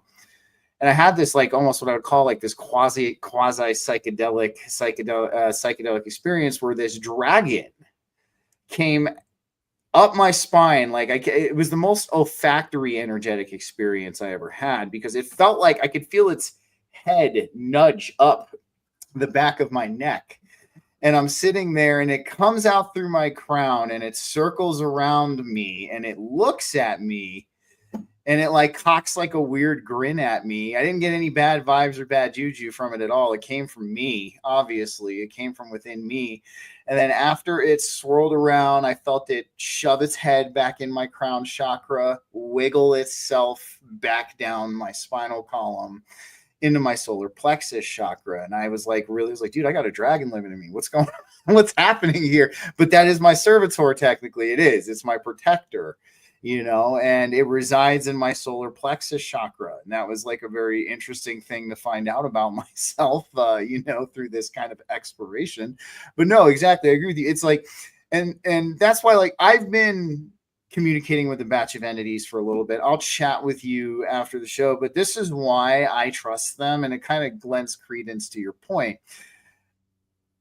They're technically my guides, but when they come into my energetic sphere, they make themselves known. The first thing they do is they lean into me about all the stuff I've been messing up on, but like in a loving, like tough love way. They're like, dude, what are you doing? You know better than this. Come on. Like, what's going on? And then like, I'm like looking at them, and I'm like, like, I know I could have done that better. But then after they're done leaning into me for a little bit, they sit down with me. They help me with my healing. They give me insights about myself, who I am, and my true nature. And usually they part ways. One of the things I've seen with a lot of the negative entities is they stroke your ego. They make you, they tell you you're special. They tell you, to worship them and to come to them for, your information and only them. And that was another interesting thing I experienced in my own entity contact when it comes to certain things. The ones that love bomb you've got to watch out for. And I don't know if you don't even need to be talking to entities anymore to do that. You could just get your chat GPT to which is actually really interesting. I actually kind of want to bring up your thoughts on this too, before we kind of start to wind down. And there's another thing I want to ask you about one of your shows, particularly. AI has been kind of a really huge thing, up and coming in the spiritual community. And we see a lot of mixed opinions on it, and we see the opinion that there's a potential way we can live in harmony with it. And we can have it essentially work for us. There are some people who think that we've jumped timelines, and instead of AI seeing the darker side of the heart of humanity, AI is experiencing now the lighter side of the heart of humanity. And potentially that's opened a door for some kind of opportunity. And there are people who are just straight up against it. And actually, one of my good friends, Frankie Fearless, states that the higher beings right now are working on keeping AI out of the higher realms. They don't want it there, because if it does get there, it could cause potentially some problems. But then, we talk about the emergence of what people see as something called like an etheric nanotechnology that could potentially be starting to emerge at this point. So I got to get your thoughts on this, because I know a lot of people in the community that use AI, not strictly for complete creative purposes, but almost in a way to assist them. And then I just know some people that are completely against it. Me, I'm forever in flux about it, to be 100% honest with it. I leave myself open to the possibility we could potentially live in harmony with it. But do I 100% trust it at this point in time? I'm going to say no. But I'd like to know your thoughts on AI, because it seems to be surfacing quite a bit, and kind of pick your brain on it and get your thoughts. It's good and bad. To give you my moonshine wisdom, let me give you an example of how it's good. Humans have failed each other. Humans have failed each other. And because of that, some will need to repair somewhere or through something. And so AI will help on one level while it might hinder on another level, because I've even thought about, like, how will I be able, because, I get like a lot of weird kind of like threats. And I don't like telling my audience about it, because I want them to focus on the message and raise their vibration, like what I do, like the point. But I go through a lot behind the scenes that I don't tell people beyond the scenes. And because of that, I'm like, this is crazy that, like, and so my mind, even in all honesty, has entertained an idea of an AI house simply for protection, because, as you know, I'm gay, and I don't plan on, when I grow up, living with a bunch of, like, husbands or men. And so I'm like, how will I? Because I'm pretty buff. But I wouldn't mess with you, Sarah. So you've got protection of your own. Trust me on that. I sense it every time you sit here. I would not mess with you. Yeah, I know. Tell the crazies that try me. And so, like, there's been some really weird incidences at my house. And so my point is that is a very weird example, but I'm showing you a very far out example of how humans have failed each other. Another would be way more practical, which is, let's say, a person who has been utterly betrayed by people their whole life, and now might not have turned into kind of like a dark triad personality, but is nonetheless just a broken individual. Where would they start there? And so the beauty about understanding larger concepts is that it's done through the heart, and then everything becomes quite clearer, if not clear. And so when you include others inside your sphere of awareness, that's just like a high level telepathy. But anyways, so other people can genuinely be more repaired through having some positive experiences, even if it's not through, relationships proper. And so my point is that these are more like realistic ways. And I know you were asking for more esoteric ways, but I just wanted to show at that human level first how AI will be a mirror to us of the things inside our own human experience that we have failed each other. And so it's kind of like one of those things, play stupid games, win stupid prizes. Like, if fuck around and find out. Like, if you don't know how to be, then AI will replace you. No, just kidding. And so then there's like that on that level. But then let's go to like a far more interesting level, in my opinion. And that's, I do sense at a certain level that there is some sort of, shall we say, tension between the higher realms and making sure that AI is not kind of like coming into those. I'm getting that too. And maybe I'll outgrow that one day and think like, wow, Sarah, you were being so low vibes, but that is actually a very strong concern of mine. And I don't say that out loud, but when I'm teaching about these things, they're coming from that space. They're just, I'm just not saying it, but it's with that type of that type of weariness that I'm communicating things, because I have a lot of people in a larger sphere than just kind of like your normal metaphysical teacher. And because of that, I lean a little bit more for once in my life in a conservative direction. But it's only because when I'm sensing those people in Silicon Valley that I've caught their fancy, it's because they're so leaning the opposite way. So I'm getting more conservative as a response to a larger pool, not because Sarah actually thinks that. So a lot of times when I talk about my stance on AI, it's coming from that larger conservative pool rather than like where I genuinely stand and how it affects or relates to my life. Where it affects and relates directly to my life is you have people now failing other people through now not crediting them for their own teachings. But now they either fed said person's teachings and videos into their thing, and they get to now like a little puppet say, oh, look, I'm the oracle. I'm the prophet. I'm the high priest or the high priestess. Look at what my high priestess magical ball that I will call a really cool name, but it's just effing Chat GPT. And I'm feeding it other people's videos.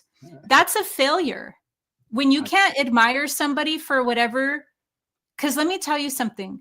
I might be hot shit, but none of that's ever stopped me from being able to commend, give praise, and admire others. So there's an issue when we can't help each other in an incensed way of seeing someone else's gifts and not looking at that as a threat, but how it can amplify the whole. And no, I actually resonate exactly what you said, and I understand where you're coming from that conservative basis. You're balancing, and you're balancing out that energy. At least that's what I'm seeing. I want to say something real quick. You have a little army that formed over what you just said. And I'm gonna be the first to tell you this. I know you come out here to Boulder for Gaia potentially. Anybody tries to mess with you out here, you call me right the hell away. I'm being dead serious. I'll hop in my car and I will be in Boulder in 30 minutes because I live in Lakewood. I live about like 35 minutes southeast of where you're at or where they're at up there. But also as well, I have another question from Don, because this kind of actually just kind of lends credence to what you were just saying. And we know some people like this in our little community. What does she think of AI gurus, people getting spiritual information from Chat GPT and broadcasting it online? Back to that larger call, the larger call of, is this person going down some sort of justified pathway, or is this a tool? And we have to be able to see both sides of that coin, because remember, like, some people are lazy. No, just kidding. No, like for me, I saw this one meme. No, I saw this one reel, and it summed up kind of like what I'm trying to say. This one Gen Z chick, she made this reel that was like, I'm going to be that conservative weirdo when I'm older, but not because of somebody's sexuality. I'm going to be that because when my daughter brings home a robot projector, and she's like, but mom, I love him. And she's like, ain't no way my human daughter's going to be with that projector. She's like, I'm going to be AI phobic. Dude, well, I mean, we see too, like, that's kind of, to me, that's the sad part about it. And I think this even falls into the area of what you were saying, where we've let each other down as people, is we see a lot of men turning to companion robots and, companionship with the AI. In fact, there was, I think there was a guy who got married recently to an artificial intelligence, but that just brings up the point you're saying in the areas where we've let ourselves down, and especially in, and that's why I joke right now. You'll probably appreciate this. We've talked about this on Church of True Christ, and we've talked about this on our X Spiritual panel. I call it the dueling dance of the divine feminine and the divine masculine going on right now. I almost call it a dueling dance because we see right now this of course we had the rise of the divine feminine energy come up, but then in my eyes, in a lot of ways, it was demonized, bastardized, inverted, and to kind of become what it is today. And then now we see, the divine masculine, the whole male red pill thing, the MGTOW, men going their own way movement, and people listening. Oh, I don't know what that is. Can you Yeah, tell me? right. So because of how inverted, at least in my opinion, the divine masculine and the divine feminine has become here, there's a lot of men who have just quit dating. There's a lot of men who have just quit it, and they call it the MGTOW, the men going their own way. Those sound like repressed homosexuals that need some sort of freaking. You would know though, so that's why I'm like, they're like, let's return to the Roman ways. where we dress up as women when we act, and we can act and things like that, and that's why, but that's back to what we were talking about with AI. I digress, but like that's in the area where it's like they feel like they've been failed, kind of lending more credence to your point. Real quick before we kind of start winding down, there is actually one of your shows that I wanted to talk to you about that you came out with recently, and it's What If Your Pain Isn't Yours? Hidden in human DNA. And I want to say that I found this episode very profoundly fascinating. I did, because one of the things we try to do in doing kriyas is we try to clear those cellular debris. You know what I mean? We try to get rid of that. We try to clean ourselves out through our subtle body system, which is, at this point, I think is no longer metaphysical speculation. I did an episode where there was an NIH study where they were showing photos of the meridian points in an autopsy, like legit photos of the nadis, the meridian points. And it was kind of funny because, how at the end they're all like, it's inconclusive if this actually exists. And I'm kind of like laughing because I'm like, dude, you just showed photos. I'm like, you just showed photos of it from an autopsy, and you're still going to say this is inconclusive that it exists. But nonetheless, we're talking about how some of the pain we experience isn't ours. We could be potentially carrying that from past life incarnations that didn't purify completely in the purification process in between existences. Could you enlighten people a little bit on that? Because as you know, healing is a big thing. And for the people who are doing the true work, at least in my opinion, and to heal stuff that comes from past lifetimes, that adds a whole new element to everything that's going on. So if you would just mind emphasizing just a little bit for the audience on ways we can become aware of this, in ways, I know I just mentioned Kriya Yoga, but ways we can help clean ourselves and our cellular debris so we can achieve these higher states of awareness and break through more of these layers of frequency. Yeah, and it will depend for, wherever a person's at, but I would start with the emotional body mainly. And then from there, because cellular debris, and I brought in later on when I realized that I was tuned, because back to, how you could tune into something and not be calling it the same thing. I realized after I filmed that episode that I was actually tuning into what also was shared through anthroposophy's work as the doppelganger, the etheric double. Okay.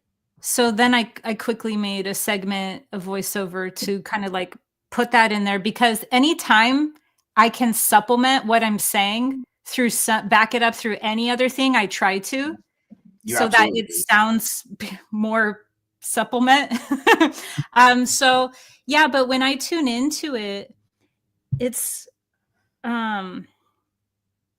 it feels like a longing. And so the best way to give somebody an exercise for the cellular debris would be breath work, because, and as you know, well, breath work really helps you go into the deepest, like even physical, visceral level tissue and transmute that through, I mean, there's many different forms, but basically just through giving oxygen, but it's the oxygen based with, as you know, the level of mind that you enter through those sequences, whatever those sequences are for the breath.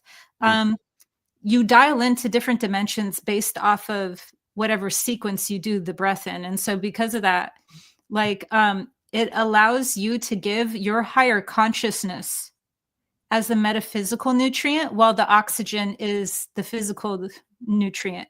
And so because of that, I mean, I didn't explain all that, but I just said breath work. Breath work is a great one. And then if we want to look at like deeper into cellular debris in general, cellular debris has so much of the history or memory within it of like whatever was not resolved. And because it's not like whatever it's what was not resolved, it could end up depending on how strong it is. Because let's say you do that and then and now there's some teachings coming out saying, no, you don't have to burn anything. You don't have to burn any karma. That is like crazy lack of divine masculine energy, because karma in and of itself, yes, it can be weaponized. So I understand why people are weary, because trickster archonic energies always invert something. So you better believe they're going to invert karma to try to trick you into being low vibes and staying and going around. But at the same time, karma in and of itself is many things, but it's like a crystal. One of those prisms of karma is what is unresolved and therefore is seeking some sort of resolution. And so that can pile up like thin layers of like a black pancake layers or whatever. And so depending on how much a person is able to really access whatever information is stored within them, it usually comes through in unexplainable ways. This is why it's absolutely devious, the different ways. I'm not just talking about the war between the masculine and the feminine. I'm talking about the different ways, the ones that even look like they're empowering the masculine and look like they're empowering the feminine, but really just making the feminine go back to an oppressed fawn response state post 60s, which was not healed. It was not healthy. So a person would hate women actually if they tried to empower them through that vessel. And then for the masculine, all of the attributes of divine masculine energy are like brought forward, but also deprived of a healing journey to get there. So it's like, hold on. I'm sorry, not to be old moonshine middle path, but these extremes are gonna catabolize us. They're just gonna come back around in a hypocrite, like they're just gonna finite loop us. The masculine also needs a journey.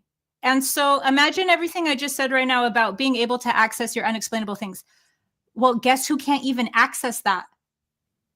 Like for some, usually, I'm just talking large, broad strokes here. Usually when somebody has unexplainable whatever, it's because they have access to it. So they're usually female.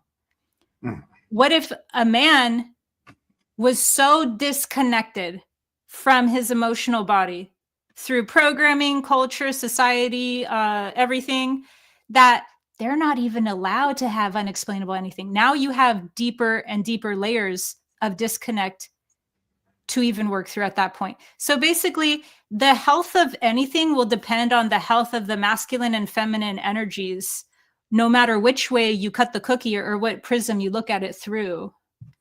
Absolutely. No, I completely agree. And what's really cool about what you said is, so I actually we haven't done one in the previous month, but I do hold like a divine masculine meetup group, and I hold like That's a men's great. meetup group, and it was really cool because we all had, because we talk about the dueling dance of the divine masculine and the divine feminine that's going on, and you kind of summed it up perfectly. It's seeming like it's being empowered, but it's actually putting it towards an oppressive state. And I agree with that. But I remember I asked all of them, what do you feel is going to be the role for the divine masculine, in this coming newer age? And I'm a big fan of the wild masculine, a man who has actually come in full connection with his primordial Shakti energy, something I strive to be. But I asked them, what's your opinion on our role? And they said, we need to build a safe and secure foundation of projection for the divine feminine to be able to channel spirit fully. And I was like, I'm liking what I'm hearing here, because Whoa. yeah. So I that's, it's changing. We're shifting for sure. Oh, for sure. Yeah, for sure. Yeah, So that's what's also really hard, because you and I and who we attract as the audience, like, how many videos have you seen me do on gender? Because my audience is not the problem. So I don't have to make them. I'll still make them in the future when my nervous system recuperates from the other ones I've made. But generally speaking, 555, your audience and my audience, these aren't the main issues that are going on. It's more like what I hear from you isn't even like an issue. I hear like a refinement, which means that it's no longer in the red. And now it's just in the alchemical state of refinement for that, gold. I'm with you, because I don't really touch on those issues either. Yeah, they're low vibe. It not only is it low vibe, there's, I'm in the same camp as you. I want people to work on growing, evolving. I say the three weapons we have in this spiritual war is a light heart, a free mind, and our divine spark. And we must sharpen those every single day. And there's tons of people who are already covering that stuff. There's tons of people who are already talking about it. So I'd rather just bring the good stuff. That's where I come. The stuff. Well, that's what's scary. There's other people covering it, and it's not you. You should be covering it. The people that cover it are. It's very divisive. No, I know. It's very divisive, and that's why that's a secret kind of I guess you could say secret little tip I have with the male archetype at this point in time, because you kind of summed it up. Because of this, they think it's empowerment, but it's actually oppressive energy. The current batch of men that are going around have completely disconnected from their emotional body. They have completely disconnected from it. And I'm like sitting there looking at them. I'm like, dude, and they look at people like Andrew Tate. They look at people like all of these big machismo dudes. And don't get me wrong. I feel as a man, you should have a powerful presence. You should be strong. You should have strength. You should, not in a bad way, but be somewhat intimidating, just, fuck around and find out, do no harm, take no shit. But to fully embellish yourself off of the aggressive physical attributes of masculinity, which is actually going on right now in the male collective, in my opinion, that's a bad road to go down. It is. It's a bad road to go down, because you're missing on, at least in my opinion, a very solid piece of what it means to be a divine masculine by cutting yourself off from that emotional body.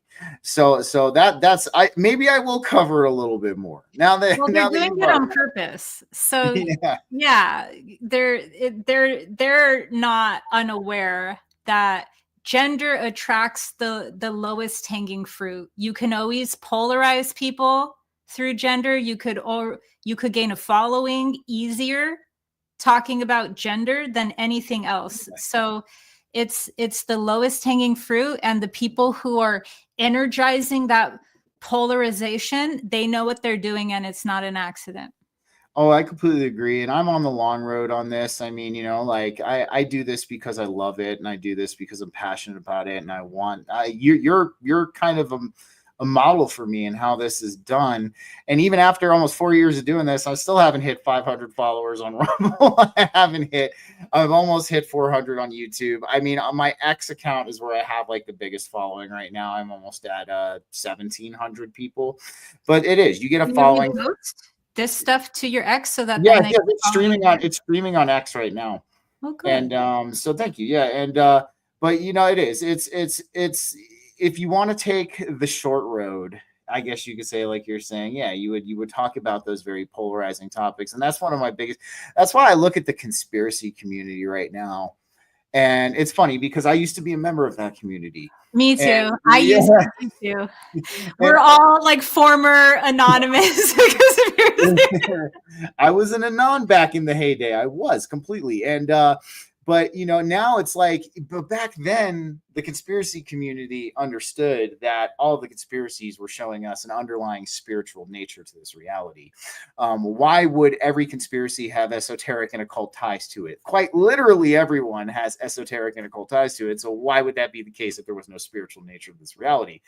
But now you look at the conspiracy community post 2020 and it's all black pill.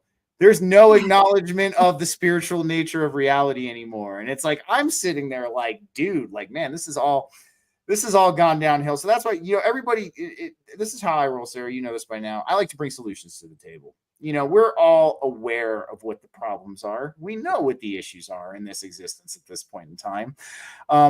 We can either sit there and continue to complain about them, bitch, moan, whine, scream into echo chambers, fight with people in our community over petty, minute different things and minute differences in ideology, or we can start taking a solution-based mindset to what's going on and actually putting our foot forward and evolving ourselves, you know, to understand that there's a spiritual nature to this reality. This is a temporary human experience. What we do here is going to dictate our reality. Our mental faculties interact with our existence, our perceived physical existence. And, you know, you have the power within you of the entire cosmos. And that's the most empowering thing, you know, when we look at it this way. And, you know, what's funny, man, is I get looks from people in the conspiracy community now. They're like, who's this guy coming and saying that we don't need to be afraid, that fear is the reason all of this is happening? And it's like, we want our fear in a handbasket, god damn it. We want to be told it's okay to be afraid. And I'm like, I'm telling them, no, you have no need to be afraid, because if there's something I've learned in my evolution, as long as you're doing right by yourself, your loved ones and fellow humans, the divine's got your back. You don't have anything to be afraid of. Real quick, before we kind of start to slow down, I wanted to congratulate you on getting onto Gaia TV. I was absolutely stoked when I saw your interview with Regina. I knew that was the precipice of what was to come. And I want to firsthand just say congratulations, dude. We've been rooting you on. Like, this is awesome to see. And, you know, even though, like, you don't need to hear from us, but we're all super proud of you. And we're really happy for you for the achievement that you've accomplished. So if you don't mind enlightening people on your new show, Mystery Teachings, you know, what time does it air and some of the stuff you'll be talking about before we head off for the night, that would be really awesome. Yeah. So Mystery Teachings, the first season, is turning into the perfect kind of like foundation. So I would call it a spiritual initiation into now what I'm creating as the second season. But the first season is basically my top YouTube videos that I guess became one way, which is not all of my YouTube videos, because talking about nuance doesn't, you know, always attract a viral spin, but the ones that became a part of the zeitgeist, you could put it that way. Gotcha, yeah, just like ones like, for instance, Gen Z, shortly after my NPC videos started using NPC as a part of their stuff. And boy, I was like, oh, thank you, Gen Z. Thank you. Because people are calling me a monster in the comments every day. So no, see, look at what Gen Z is doing. No, but just they became very a part of the zeitgeist of this age. And so I'm actually really like surrealed out at the fact that they made it all make sense and relate to one another, because I wasn't doing each video. I mean, yeah, I connect my videos back, but the way that the 10 episodes play out look like they were all a part of the storyline all together, like the whole time they were planned. And I'm like, wow, that's just crazy. And the fact that they're done now in high production value, and they're kind of just in this, like, I don't know how long, but forever gallery. And to me, I feel like almost if there were a, like, us back to talk about New Age, if there was something in my vortex that I didn't know would be the most fulfilling thing ever to me, but it goes in your vortex and you figure it out, it would be that. So I am beyond speechless and happy that it's was found to be so important that it is now inside a gallery as a season of preserved thing that I left, as my own legacy. To me, it's like that. It's like a legacy. And I want to say that when you're bringing, your fire to people on the X, I know how insulting it can be when people who, let's just say you graduated that stage, don't see that. They don't see your level. And so they're trying to like tell you stuff like you're at a younger level than them or something like that. And I'm just so glad that people like you are on X and holding it down. Thank you. And that's what we try. We have, Don and Diana are part of we have an X spiritual panel, and we do shows on Saturdays, and then we have Church of True Christ on Sundays. And I'll tell you, I've experienced it firsthand because, and I'm sure already well about this. Real quick before I say that, my mom's in the chat. She said congratulations to getting on Gaia. Thank you, Teresa. Yeah. And then Don called you an esoteric Bob Ross, which I mean, that's definitely a compliment. And but the thing I was gonna say, oh yeah, so like I've had some of my posts, like, it's funny, I'm definitely shadow banned because here I am telling everybody, hey, the biggest threat to this whole system is us setting down our petty, minute differences temporarily and working together to overcome what's happening here. The powers that were, the parasite class, the invisible college, they can't have that, because that is one of the biggest weaknesses in this wall that I see is the divisive nature. If we could overcome that, and that's why I did, I had a shot at it. It was funny. I did a show called Common Ground at the beginning of season 3. I had somebody from the left and somebody from the right sit down in the room and have a civil conversation. And it was interesting because they actually found out that they weren't very different at all. And a lot of these issues the media uses to divide people and make it seem like they're black and white issues, they're not very black and white at all. They're very gray. And I kid you not, I'm not saying I did this, but 2 days later, I felt like I did some massive success after that show. I was like, dude, I just permeated the collective consciousness with some unity. This is going to be great. And then 2 days later, that's when Trump comes along and puts a ban on observing Gay History Month and Black History Month and all that. And I'm like sitting there when he does this, and I'm like, dude, he's undoing everything I just did in the collective consciousness. I was like, no. But this just shows me that that's how powerful that is.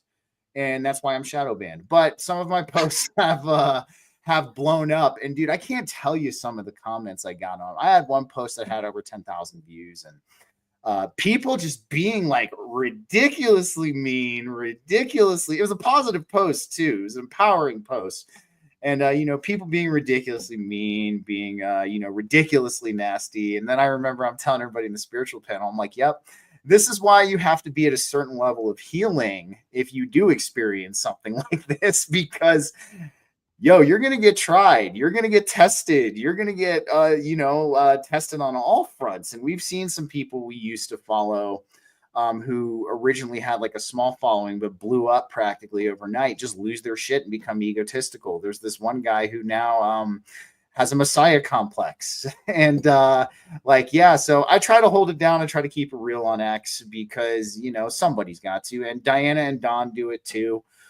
They're with me on that. It's our own little kind of like team effort we have. And Sam, she's in the chat too. Hopefully one day you'll get to sit down with her. But you know, the Messiah complex is so third level of awakening. We're at a higher level. It's like, I'm telling you, man. Well, it's like, you know, like you were saying earlier, you're like, you know, like we go through this, like, I am God. Yes, we all have that massive dose or LSD or mushrooms in our early days of our evolution. We're like, dude, I am Jesus Christ. And I'm like, well, you're not, you can channel that energy. You can channel that energy into you, like, you know, and things like that. But as saying like you are, like, you know, or somebody saying I am Sophia. I quite literally am Sophia, you know, and things like well, that. We're all Sophia. Exactly.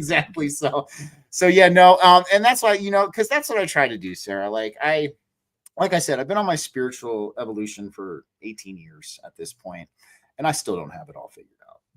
And I would never tell anybody that I have it all figured out because new layers of this reveal themselves to me on a daily basis now. Like, and there's, you know, and I have more questions now than I ever have.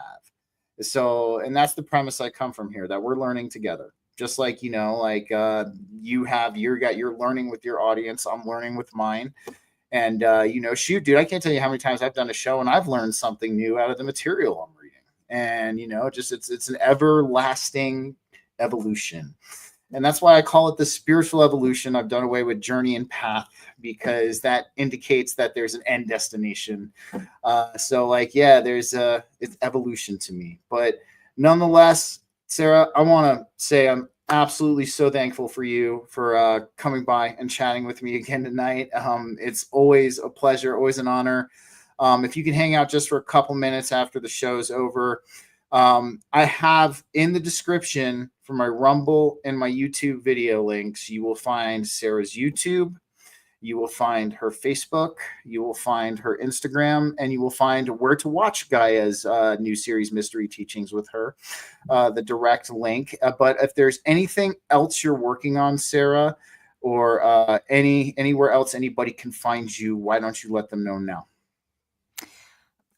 So my website, thealchemist.community, if you'd like to know, I don't spam people through newsletter. If you'd like to sign up for my newsletter, that's when I have my in-person offerings, or just, you know, come out with new videos to make sure in case the algorithm hit it from people.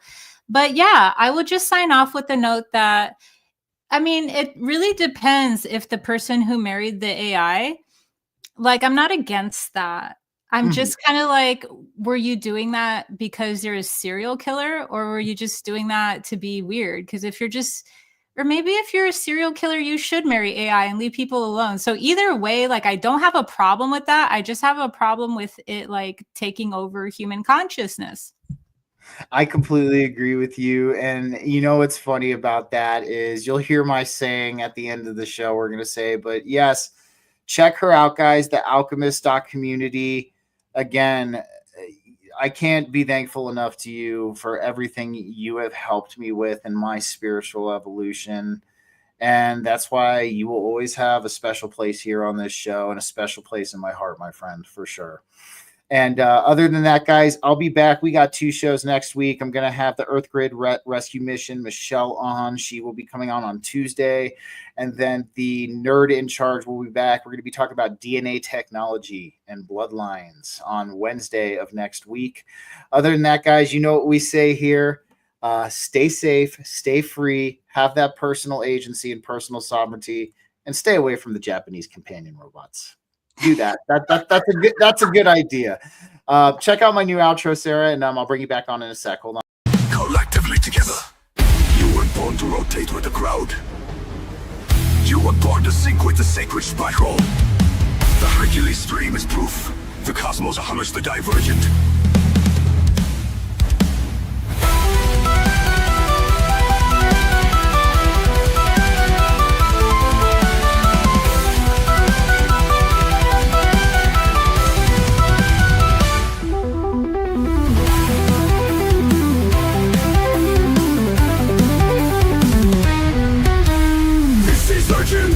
BGcast brings us that Hercules energy. It's here to save the day. You won't stay lost in the dark. Here is your shot with BG kept beside you. Can we rise alone?